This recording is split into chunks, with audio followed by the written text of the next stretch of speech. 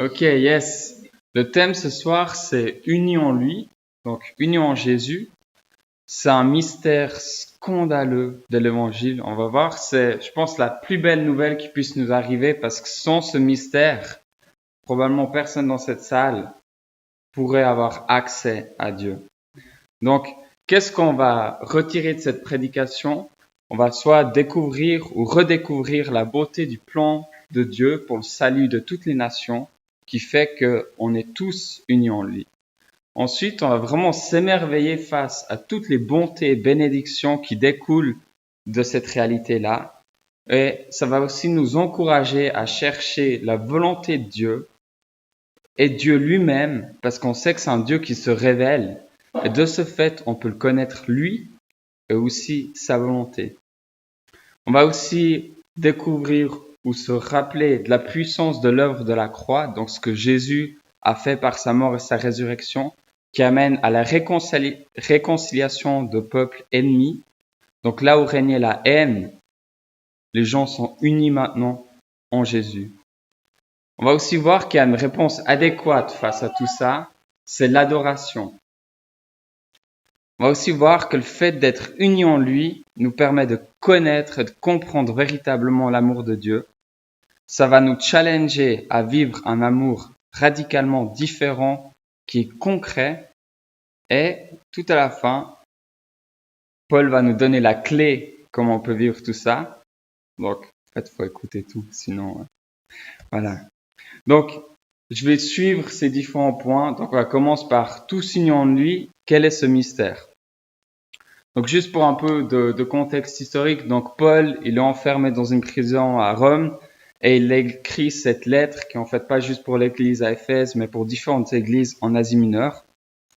Et donc, il dit, moi, Paul, je suis prisonnier de Jésus-Christ pour vous, les non-juifs, si du moins vous avez appris comment je fais part de la grâce de Dieu qui m'a été confiée pour vous. C'est par révélation qu'il m'a fait connaître ce mystère tel que je l'ai déjà décrit en quelques mots. Donc, on va d'abord voir quel est ce mystère parce qu'il y a une définition dans le texte. Ensuite, on va voir qu'est-ce qu'il a dit avant. Donc, tous unis en lui. C'est vraiment ça le mystère.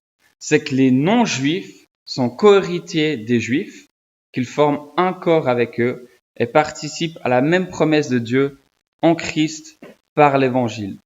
Donc, c'est des termes qui peuvent paraître un peu techniques, co-héritier, un corps, participer aux promesses, et c'est ce qu'on va explorer du coup maintenant. Donc, il nous a dit qu'il avait détaillé ce mystère. Et quel est ce mystère? C'est qu'en fait, tous les gens qui n'étaient pas dans l'alliance avec Dieu, qui étaient des peuples qui étaient étrangers aux promesses, ils étaient donc sans Messie, ils étaient exclus du droit de cité en Israël, ils étaient étrangers aux alliances de la promesse, finalement donc sans espérance et sans Dieu dans le monde, loin de Dieu, il n'y a pas de relation possible avec Dieu. Donc ça, c'est l'état initial. Mais Jésus est venu, et qu'est-ce qui se passe? Tout d'un coup, toutes les nations, peu importe notre origine, on peut être co-héritier de cette nation, donc des Juifs, et participer aux mêmes promesses. Ça amène à la paix avec Dieu. Ça amène à la réconciliation avec Dieu, avec les autres. Ça fait de nous des enfants de Dieu. Ça fait de nous une habitation de Dieu. On a la liberté de nous approcher de Dieu avec confiance. On a accès auprès du Père par le même esprit. Donc vous voyez, ça chamboule vraiment totalement la situation. On part... Bonsoir. On part vraiment d'un statut sans espérance à un statut où il y a toutes les bénédictions. Pour un peu plus pour certains, ça paraît peut-être normal, ils disent, évidemment que le salut est pour tout le monde. Mais pour voir la profondeur de l'œuvre de Jésus, on va lire ce texte-là ensemble. Mais maintenant, Jésus-Christ, vous qui étiez autrefois loin, vous êtes devenus proches par le sang de Christ. En effet, il est notre paix, lui qui des deux groupes n'en a fait qu'un, et qui a renversé le mur qui les séparait, la haine. Donc les deux groupes, c'est qui? Juifs et non-juifs, exact. Par sa mort, donc tu vois, t'as dit juste, Yakin, il a rendu sans effet la loi avec ses commandements et leurs règles, afin de créer en lui-même un seul homme nouveau à partir des deux, établissant ainsi la paix. Et je pense que la profondeur de cette fusion, en fait, de ces deux peuples ou deux catégories, elle devient évidente quand on comprend qu'est-ce que signifie le mur de la haine. Donc là, vous avez une inscription archéologique qui a été retrouvée. Donc de ce mur et d'une plaquette qui était affichée à ce mur. Donc là-dessus était marqué « Aucun étranger n'est autorisé à pénétrer à l'intérieur de la barrière et de l'enceinte entourant le temple. Celui qui sera pris sera responsable pour lui-même de la mort qui s'en suivra. » Donc en gros, c'est très clair, le temple, donc il donne accès à la présence de Dieu, il est réservé aux Juifs, et si tu oses pénétrer cette enceinte, on va te tuer. Donc vous voyez, quand c'est Paul, il écrit que Jésus, par sa mort, a renversé ce mur de la haine, parce que ces deux groupes se détestaient, et qu'ils n'en fait qu'un, ça met vraiment en évidence la puissance de l'œuvre de Jésus sur la croix. Il a voulu les réconcilier l'un et l'autre avec Dieu. Donc il y a un projet de réconciliation non seulement entre nous et Dieu, mais aussi horizontalement entre les différents peuples.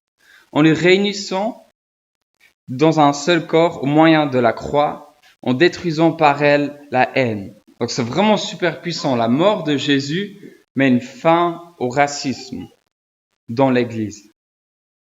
À travers lui, en effet, nous avons les uns et les autres accès auprès du Père par le même esprit.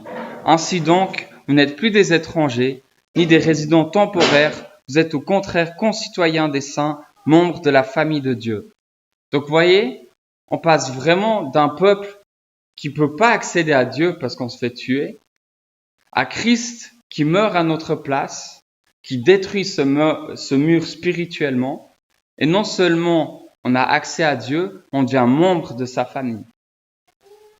Donc on peut comprendre à quel point ce message et ce mystère, ils pouvaient être bouleversants pour les Juifs. Donc ce que j'ai envie que vous reteniez, c'est vraiment cette incroyable sagesse de Dieu dans son plan de salut pour tous les peuples. Parce que grâce à ça, nous ici, on peut avoir accès à Dieu. Et ça à travers l'Église. Et c'est vraiment une invitation pour ceux qui n'auraient pas encore fait cette démarche, que Dieu, il t'appelle à faire partie de cette famille. Et tu peux décider de suivre Jésus dès aujourd'hui. Il y a des gens ici qui peuvent t'aider de croître. Donc c'est vraiment une invitation. Et je pense, si on se rappelle de toutes ces bénédictions, il y a vraiment un émerveillement qui naît en nous face à ce que Dieu a fait pour qu'on puisse être unis en lui. On voit aussi la puissance de l'œuvre de Jésus sur la croix qui amène à cette réconciliation où les gens étaient ennemis. Aujourd'hui, ils se tolèrent pas juste simplement, mais ils sont frères et sœurs. Et ça, c'est un point que j'aimerais vraiment mettre à cœur. Tout ça, ce mystère qui est révélé, nous amène à une réalité plus grande qu'on a un Dieu qui se révèle. Et on pourrait se dire, on parle de mystère, donc on pourrait se dire, c'est un Dieu mystérieux, mais pas du tout, c'est un Dieu de révélation. Et si vous lisez toute l'épître d'Éphésiens, ces termes révélation, faire connaître et mystère, ils apparaissent de nombreuses fois et on voit vraiment cette volonté forte à travers la répétition que Dieu veut vraiment faire connaître sa volonté, il veut se faire connaître lui-même. Et je pense le premier truc qui nous perturbe peut-être, c'est que nous on pense à mystère, on pense à un truc Indiana Jones ou Da Vinci Code où faut genre craquer un code pour genre accéder à la vérité. Mais ici, en fait, ça fait référence à une partie de la Bible, donc de l'Ancien Testament, qui était comme obscure, mais maintenant que Jésus est venu, c'est dévoilé, c'est révélé. Et nous, on peut avoir cette même situation quand on lit la Bible parfois. Ça peut être obscur, mais c'est un pas de foi de croire que notre Père, il n'est pas en train de cacher des vérités, mais il veut nous révéler sa volonté. Et surtout, il veut que nous, on puisse le connaître. Et c'est ce que Paul y prie en fait dans la prédication que Soubas et Sorantas ont fait. Je prie que le Dieu de notre Seigneur Jésus-Christ, le Père de gloire, vous donne un esprit de sagesse et de révélation qui vous le fasse connaître. Donc le souhait de Dieu, c'est que vous puissiez le connaître et connaître sa volonté. Donc vous ne devez pas avoir peur de tâter dans le noir, quelque chose comme ça. Non, vous pouvez lire la parole de Dieu et Dieu veut se révéler à travers sa parole à vous. Unis en lui une raison pour adorer. Je pense que ce qu'on lit ici, Paul il dit voilà pourquoi je plie les genoux devant le Père. Et je pense lorsqu'on voit vraiment la bonté de Dieu, ça nous amène à l'adoration. Quelle autre réaction face au salut qu'il nous octroie? Mais c'est aussi une manière de connaître son amour. Je prie que vous soyez enracinés et fondés dans l'amour pour être capables de comprendre avec tous les saints quelle est la largeur, la longueur, la profondeur, la hauteur de l'amour de Christ et de connaître cet amour qui surpasse toute connaissance afin que vous soyez remplis de toute la plénitude de Dieu. Donc Dieu il nous unit pour qu'on puisse connaître son amour. Dans une société très individualiste, où même la foi parfois on la rend individuelle, mais le plan de Dieu tout d'abord, c'est que la foi se vit collectivement. Pourquoi? Parce que regardez, comment est-ce que Dieu nous rend capables de comprendre l'ampleur de son amour? C'est avec tous les saints. Donc les saints, c'est une manière de désigner l'Église, ceux qui lui appartiennent. Donc en fait, c'est quand j'échange avec des frères et je vois l'amour de Dieu dans leur vie, à travers eux, et qu'on échange, c'est à travers toutes ces facettes qu'on a une meilleure compréhension de l'amour de Dieu et qu'on peut le connaître. Et pourquoi? C'est parce que Dieu il veut qu'on soit rempli de toute la plénitude de Dieu. Dieu veut nous habiter, il veut nous transformer, mais c'est quelque chose qui se vit ensemble et pas chacun de son côté. Et en Éphésiens 1, de nouveau, en fait, il y a cette même démarche de la plénitude qui est reliée à l'Église. On va encore approfondir cette question de l'amour à travers un terme qui revient beaucoup dans le Nouveau Testament, c'est l'hospitalité. Et on va voir que ça va très loin parce que l'hospitalité dans le grec, c'est philoxéno, c'est aimer l'étranger. Vous connaissez peut-être la terminologie de xénophobe, donc ceux qui ont peur de l'étranger. Donc nous, on n'est pas juste appelés à se tolérer les uns les autres, on est appelés vraiment à s'aimer. Et c'est quelque chose qui est super important, c'est pour ça que c'est un des critères pour être responsable d'église ou pasteur. C'est, là je vous cite quelques versets, Paul il le dit, pourvoyez aux besoins des saints et exercez l'hospitalité avec empressement. N'oubliez pas l'hospitalité.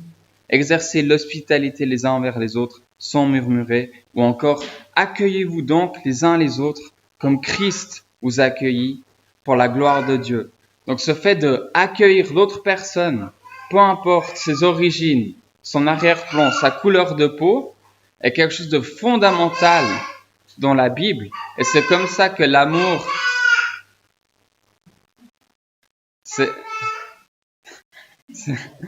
c'est comme ça que l'amour se manifeste concrètement. Je résumerai ce point comme ça. Donc Jésus ne nous appelle pas à tolérer l'étranger ou l'autre, mais à l'aimer. Donc ça va vraiment beaucoup plus loin. Et aimer dans le Nouveau Testament, c'est toujours une action active. Vous connaissez peut-être, je sais pas si c'est une parabole, c'est quelque chose que Jésus raconte à la fin du temps, quand il y aura le jugement. Il dit, venez vous tous qui êtes bénis par mon Père, prenez possession du royaume qui vous a été préparé dès la création du monde. En effet, j'ai eu faim, vous m'avez donné à manger. J'ai eu soif, vous m'avez donné à boire. J'étais étranger et vous m'avez accueilli. J'étais nu et vous m'avez habillé. J'étais malade et vous m'avez rendu visite. J'étais en prison, vous êtes venus vers moi. Ensuite, les gens se sont dit, mais Jésus, on t'a jamais donné à manger ou à boire.